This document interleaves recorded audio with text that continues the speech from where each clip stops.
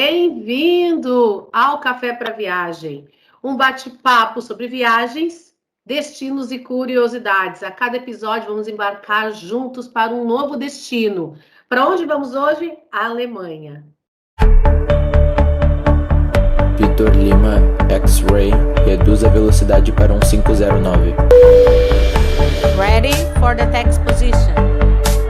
Autorizada a decolagem, pista 28. Torre em Guarulhos, em 1, 3, 5. Tripulação, preparar para a decolagem.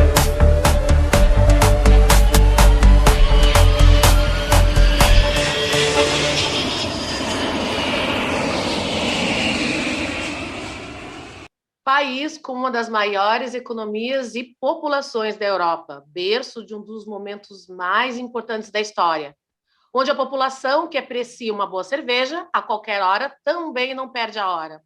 A pontualidade alemã vai desde os maiores sistemas de transporte público ao aeroporto mais pontual do planeta. E também o país que nos deu aquele 7-1 que a gente prefere esquecer. Para batermos um papo, hoje apresento a Vanessa Chardong, turismóloga, com um vasto conhecimento sobre este país maravilhoso. Vanessa, obrigada por estar aqui com a gente. E eu já começo te fazendo uma pergunta. Qual foi o motivo que fez tu visitar e morar na Alemanha? E eu tenho certeza que a tua resposta vai de encontro com o sentimento de várias pessoas que vão estar escutando a gente aqui neste podcast. Obrigada. Verdade. Obrigada, Débora. Primeiro, eu gostaria, então, de agradecer o convite, né, para falar desse país aí que eu tanto amo e tanto considero também. Acho que tu, de uma forma muito bonita, resumiu aí, fez uma introdução do que é a Alemanha, né? E respondendo, então, essa primeira pergunta, eu acho que tem um pouquinho a ver, assim, talvez com ancestralidade, né? Nós aqui no Sul, então, na região onde eu moro, somos muitos de descendência alemã, né? Então, acho que a minha curiosidade aí por conhecer o país também vem um pouco disso, né? Eu fui com 19 anos para a Alemanha, então fui muito novinha e com a intenção, o objetivo principal, então, era aprender mais o idioma, que na altura eu fazia letras português e alemão na universidade, né? Então, foi com esse intuito aí de aprender um alemão, mas eu aprendi muito mais, então, que um idioma, e sim a me apaixonar aí por uma cultura, né? E todas essas questões que tu colocou tão bem para a gente. Uhum. E, Vanessa, cite uma das características marcantes da cultura e o jeito de viver dos alemães. Eu estive na Alemanha, né, alguns anos atrás, e um dos pontos, inclusive numa conversa antes dessa, a gente falou sobre isso, né? Uma das coisas que me chamou muita atenção é o quanto eles são organizados, eles são pontuais, eles são corretos. Isso foi uma das coisas que mais me impactou durante essas viagens. Poderia citar outras coisas para a gente também?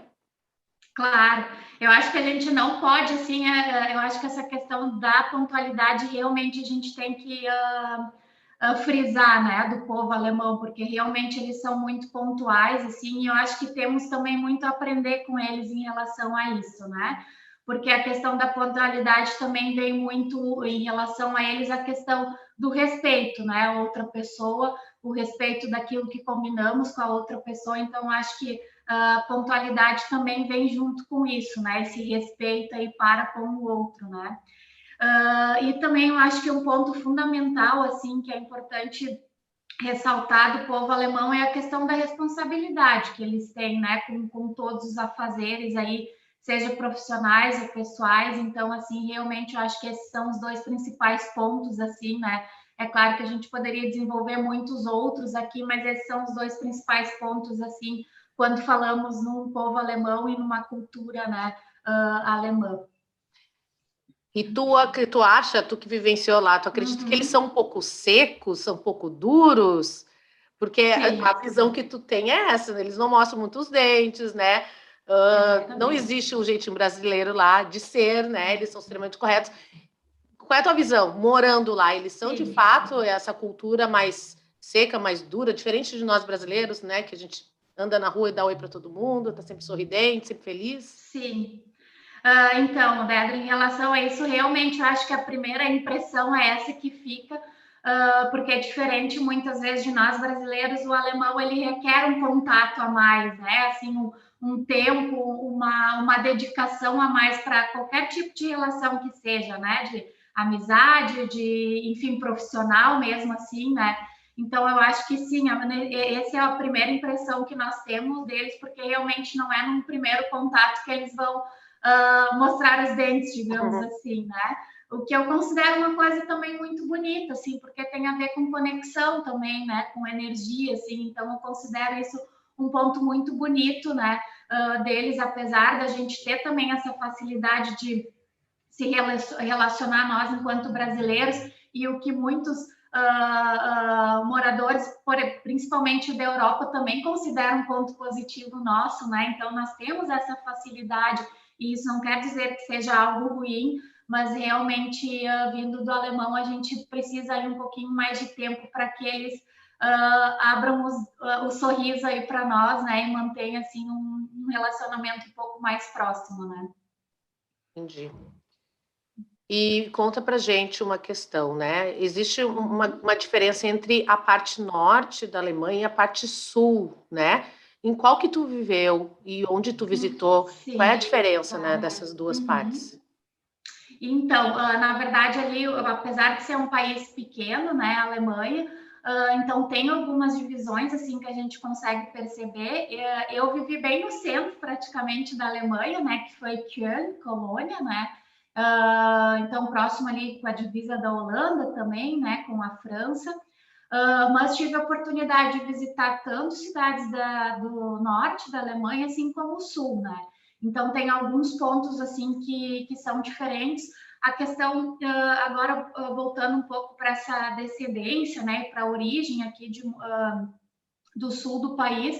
Então, a maioria desses alemães que vieram para cá, eles vieram do sul da Alemanha. Então, ali toda a questão de Munique, como, né, as coisas acontecem ali, é muito parecido, se assemelha muito ao que nós conhecemos da cultura alemã, né? Principalmente a questão da alimentação. Então, quando a gente fala de cuca, né, que é uma coisa muito tradicional aqui no sul, a própria salada de batata, a salsicha, obviamente, em toda a Alemanha, mas aí são alguns pontos assim que são mais inerentes ali ao sul e que também nós conhecemos em função, né, dessa questão toda da origem e da vinda deles para cá.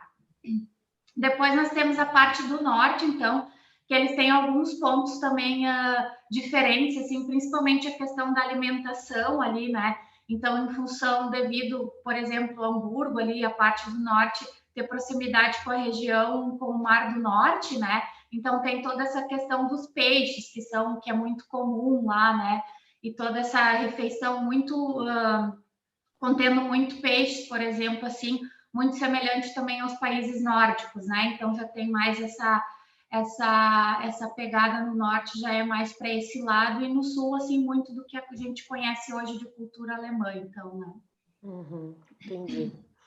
E conta um pouco para a gente, um pouco da relação dos alemães com os bens de consumo e sustentabilidade, porque tu comentou com a gente, né, na outra reunião. Perfeito. Que tu eles têm uma visão diferente, né?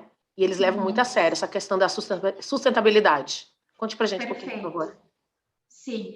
Então, eu acho assim, a Alemanha, ela nos tem muito para ensinar nessa questão de sustentabilidade, né? Eu acho, tanto para o Brasil, enfim, como os brasileiros, né? Então, realmente, essa questão que eles têm eu acho muito bonita essa relação que eles têm com os bens de consumo e com essa questão da sustentabilidade, né? Então, lá, com certeza, eu aprendi a ser muito menos consumista, digamos assim, né? E que acaba sendo, de certa forma, muito uma característica de países europeus também, essa questão, né? Mas aqui nós somos... acho que damos muita importância para a questão da roupa, né, do bem vestir e tudo isso. Isso acaba muitas vezes também determinando algumas relações aí, né, na nossa sociedade, mas lá eles voltam mais mesmo para essas questões assim que eu costumo chamar bens imateriais, né? Então, assim, são experiências, são as viagens em família, é a boa alimentação. Então, tudo isso envolve, assim, né, para eles são coisas mais importantes do que efetivamente ali a questão, né, de ter um bom carro ou um carro do ano, né, ou ter, enfim, uma marca conhecida, né? Então, são essas questões, eu acho que, vindo deles, eu acho muito bonita, né, essa questão. E daí também temos questões, assim, mais relacionadas ali da rotina, por exemplo, a questão da separação dos lixos lá, então, uma coisa que funciona muito bem, né? É feito um cálculo por família, de acordo com a quantidade de pessoas que moram na família, e daí, de acordo com isso, é feito um cálculo do quanto a família pode realmente gastar ali de lixo durante o mês, né? Enfim, a produção de lixo, e se exceder, né, esse limite, a família tem que pagar também uma taxa a mais por isso, né? Então, a gente vê que essas questões todas, elas funcionam muito bem.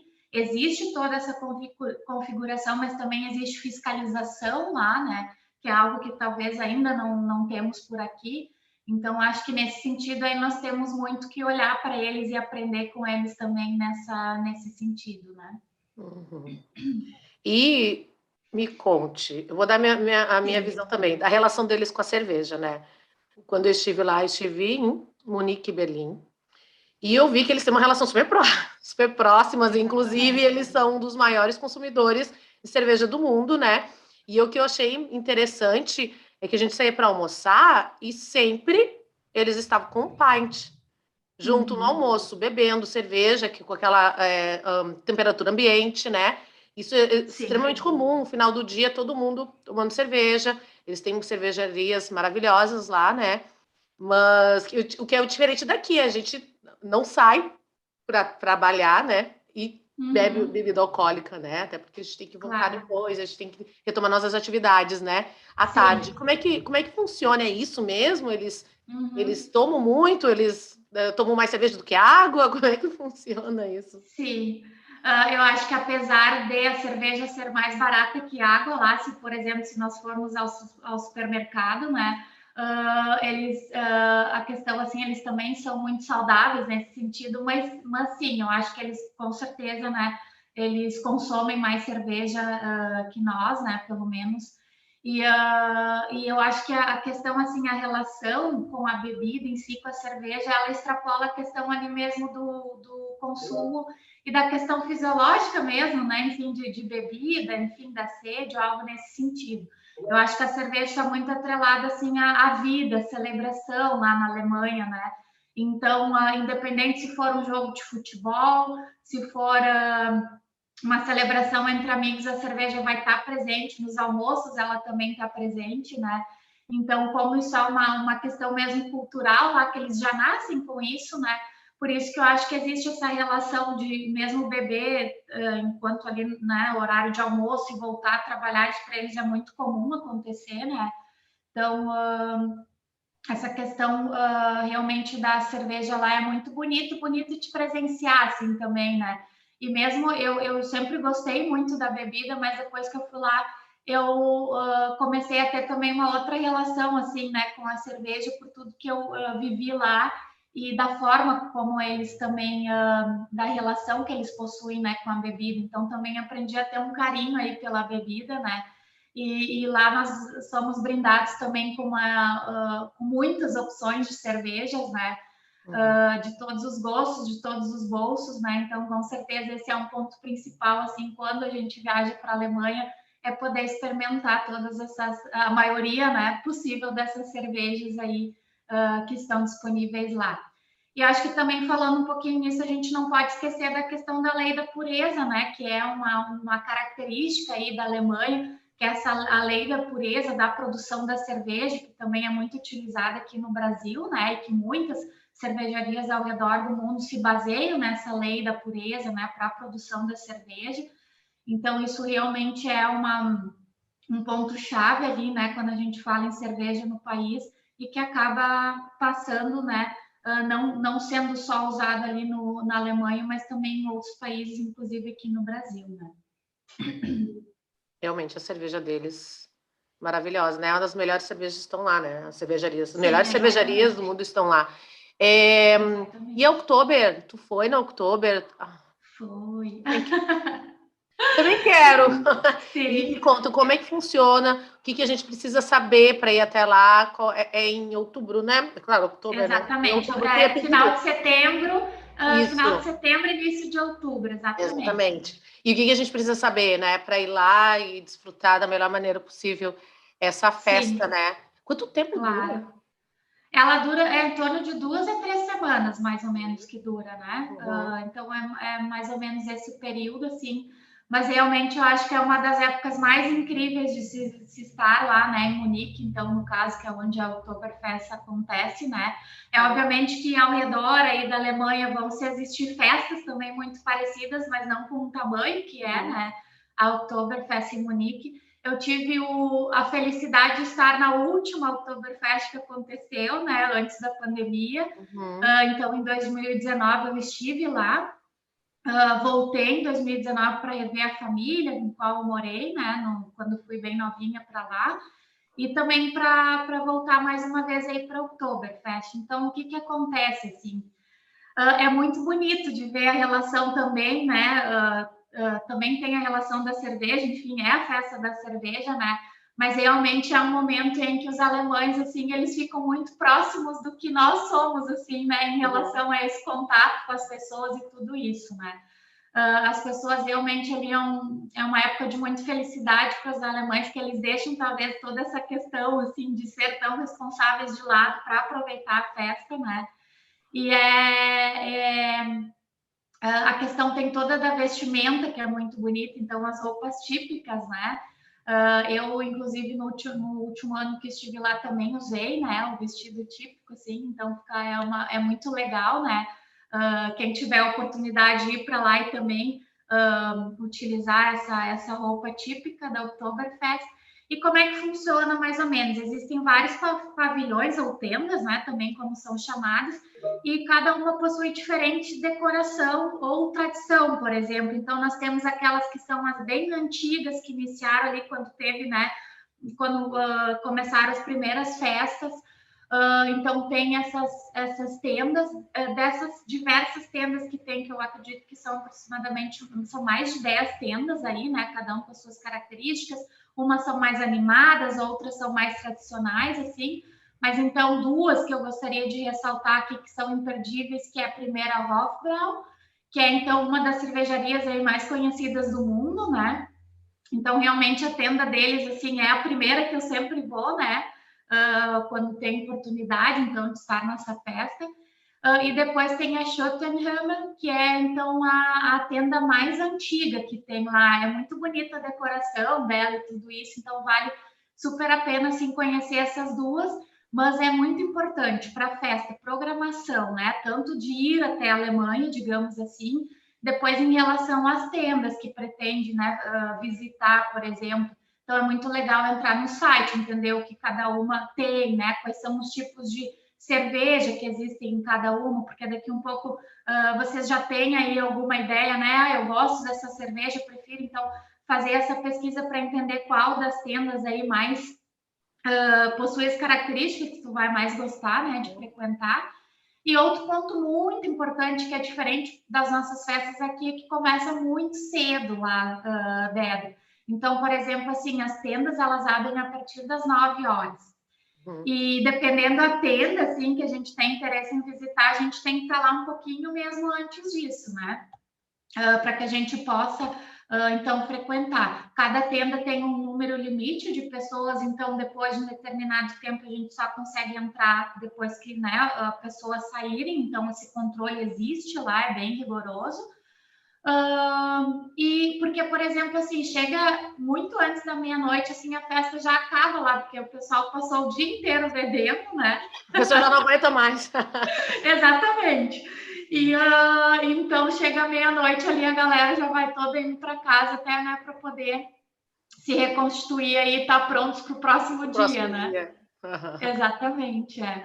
Mas é muito legal, assim, quem tiver oportunidade, quem gosta dessa festa, assim, é uma época lindíssima para ir, assim como tem, e no Natal é muito bonito também na Alemanha, em função dos mercados ali, né? Essa é uma das épocas mais bonitas, assim, que a gente consegue. Eu acho que é um momento que a gente consegue se aproximar mais também deles, assim, e da cultura deles, né? Então é um momento muito bonito de estar na Alemanha, assim. Ai, que legal. E além da cerveja, né? qual seria outra comida ou bebida que quem vai para lá precisa experimentar? Sim. Então, acho que, pronto, né, da cerveja nós já falamos, assim. Sim. O alemão, ele consome bastante vinho também, então tem alguns vinhos bem bons, assim, né, que eu tive a oportunidade de experimentar lá. Mas, assim, em relação à alimentação, né, a comida. Então, tem duas coisas que eu vou colocar aqui que elas são imperdíveis, assim, quando se vai para a Alemanha, e que a primeira é o Fischbrot, que é, então, um sanduíche que eles fazem com peixe. Tem várias formas, assim, né? Só que esse assim, é um sanduíche, um lanche que ele é realmente muito bom. Inclusive, na Oktoberfest, por mais que esse é um prato que é mais típico no norte, né? Na Oktoberfest existem várias tendas que possuem esses Fischbrot, né? Para vender, e assim, eu acho que são mais de 30, 40 tipos, né, de sanduíches de peixe, porque é diversos, assim, então é com salmão, é com diversos peixes de diversas formas servidos, né, com diversos molhos. Então esse é um dos principais pratos, assim, e também não esquecendo do meu prato principal no mundo, que com certeza aí faz muito tempo que é o meu prato principal no mundo, que eu sempre tenho oportunidade, eu experimento, eu como, que é o currywurst. Então, que ele é uma salsicha, né? Normalmente é do tipo Bock, que a gente conhece aqui. E ela vem com molho de curry, que é um pouco apimentado, assim, mas é uma delícia também. E assim, para melhorar, né? Sendo que não sei como melhorar isso, mas ainda tem é comer isso com batata frita e maionese ainda junto. Porque a batata frita deles lá é diferente da nossa, assim, um pouquinho. E a maionese também muito saborosa, então acho que esses são os dois pratos, assim, pratos de rua mesmo, né? Refeição de rua, mas que super vale a pena experimentar, também não esquecendo do joelho de porco, que então tem aqueles pratos ali que são servidos nas cervejarias muito tradicionais também, né? Como o joelho de porco, o purê de maçã deles, né? Muito conhecido também. Então, acho que esses são os principais pratos aí que a gente poderia falar hoje, né? Sim. E como é que funciona para se virar lá sem falar alemão, né? A gente consegue só falando inglês? Eles falam inglês, como é que funciona? Sim, essa questão é super tranquila lá, né? Dificilmente, assim, eles começam realmente essa questão do idioma do inglês, eles começam muito cedo nas escolas lá na Alemanha, né? Então, para eles é normal essa questão, assim, dificilmente, a não ser que seja uma cidade muito pequena, não turística, algo desse tipo, que talvez as pessoas não vão falar inglês, mas de resto, assim, em todos os lugares que eu andei, apesar de falar o alemão, mas o inglês ele está sempre ali presente, né? E com certeza, assim, indo com o inglês lá, vocês vão conseguir se comunicar muito bem, assim, né? Com a diferença do accent deles lá, que é a questão, né, do inglês britânico, né? Então, tem essa diferença, sim, né, que a gente nota um pouquinho para o nosso, digamos aqui, né? Que a gente está acostumado, normalmente é mais o americano, né? Que os nossos ouvidos estão mais acostumados, né, a escutar, mas fora isso, é bem tranquila a comunicação lá. E outra coisa, Débora, desculpa te interromper, mas, assim, a relação deles, porque, por exemplo, se a gente vai para a França, muitas vezes tem aquela questão que eles não gostam, né, e tudo isso. Lá na Alemanha não existe isso, só que eu acho bem legal se a gente usar, assim, os principais, né, cumprimentos dele, por exemplo, que é o hallo, que é o nosso oi, né? Depois o danke, que é obrigada, né? E o bitte, que é por favor. Então, usar talvez esses termos, assim, dar aquela estudadinha básica, e eu acho que a gente consegue também essa questão da empatia toda também, a empatia a gente deles, chegando, né, no outro país, né? Então, eu acho bacana, assim, mas eles não existe essa questão que existe lá na França, que eu vivenciei lá na França, que eu sempre escutei, né? Mas então, eu realmente vivenciei quando estive lá. Na Alemanha não funciona dessa forma, mas eu acho sempre legal. É uma forma também, eu acho, que a gente agradecer, então, enfim, por toda a recepção e também por estarmos em outro país. Eu acho bonito, né? A gente falar, assim, ali, talvez algumas palavrinhas, né? Acho que mostra um pouco de interesse também da gente sobre o país e a cultura, né?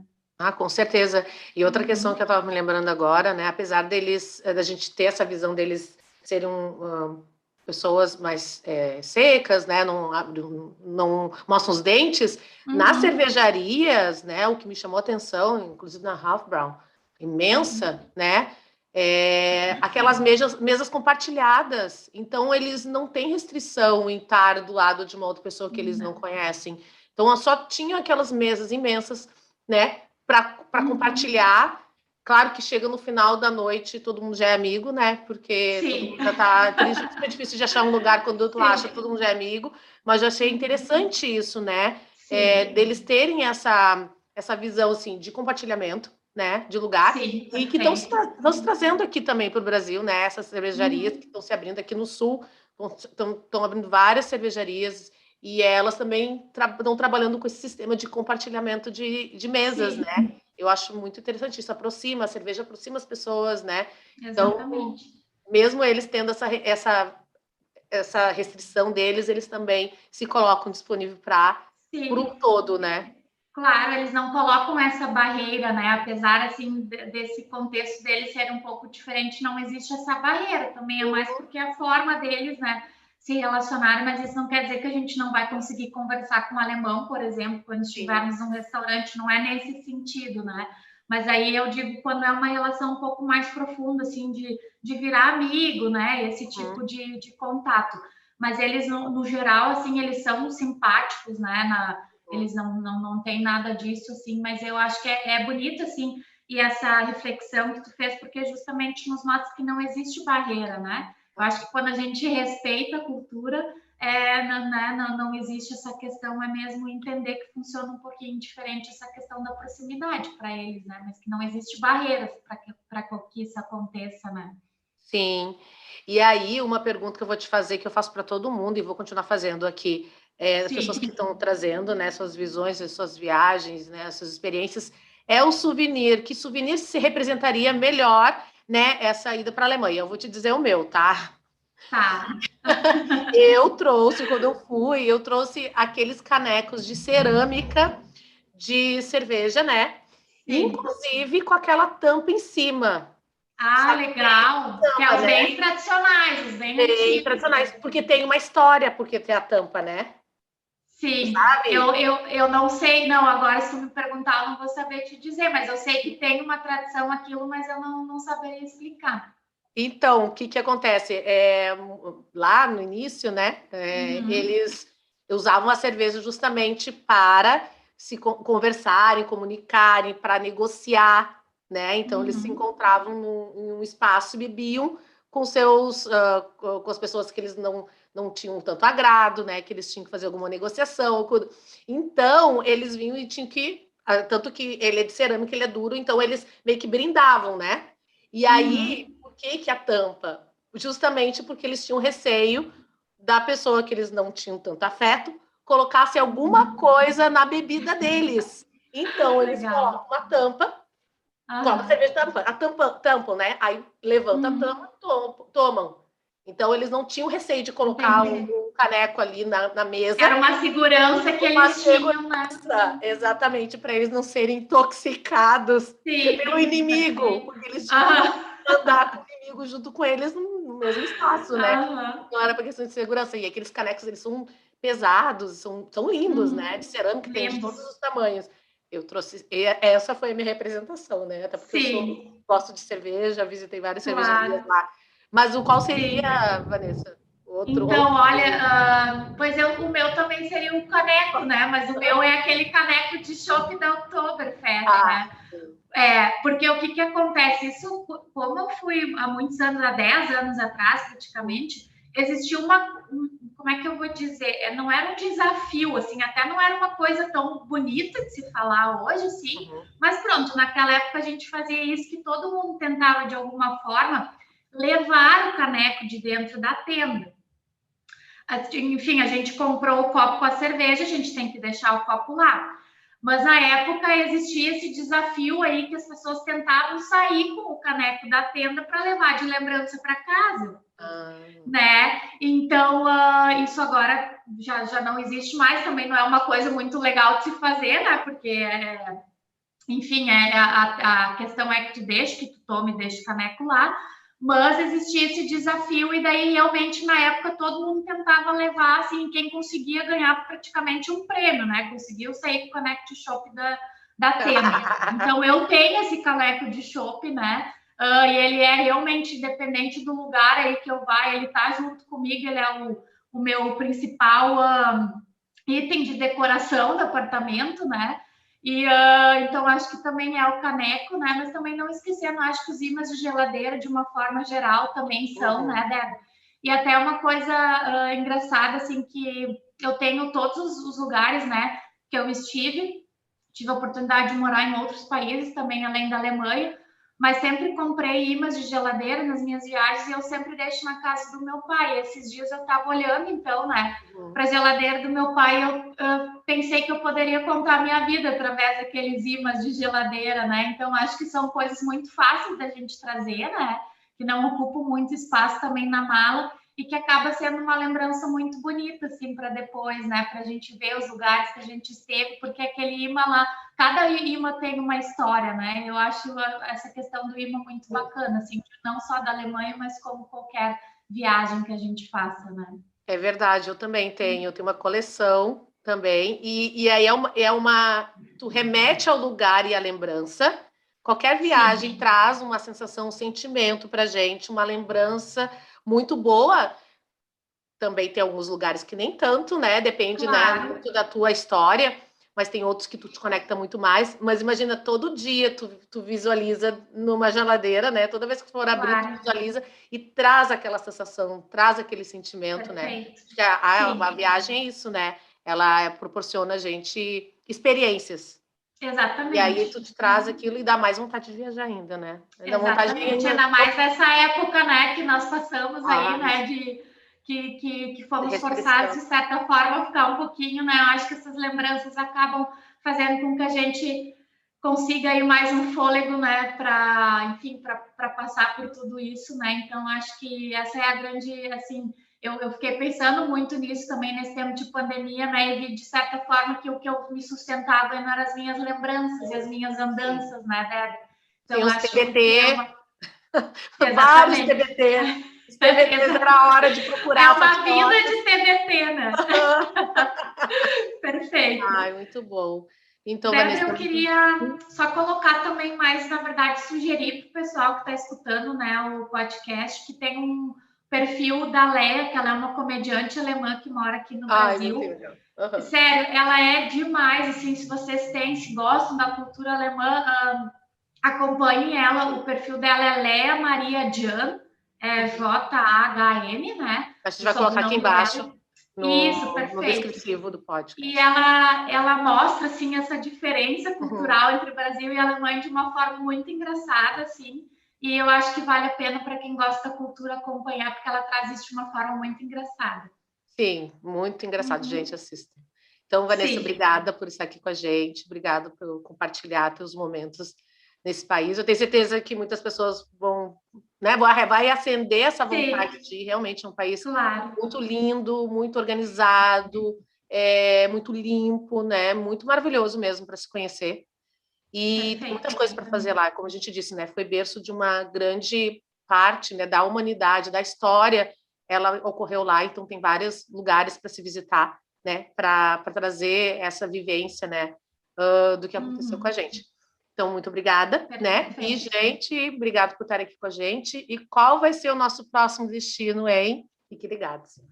Um beijo, Vanessa. Perfeito. Obrigada, Débora. Tchau.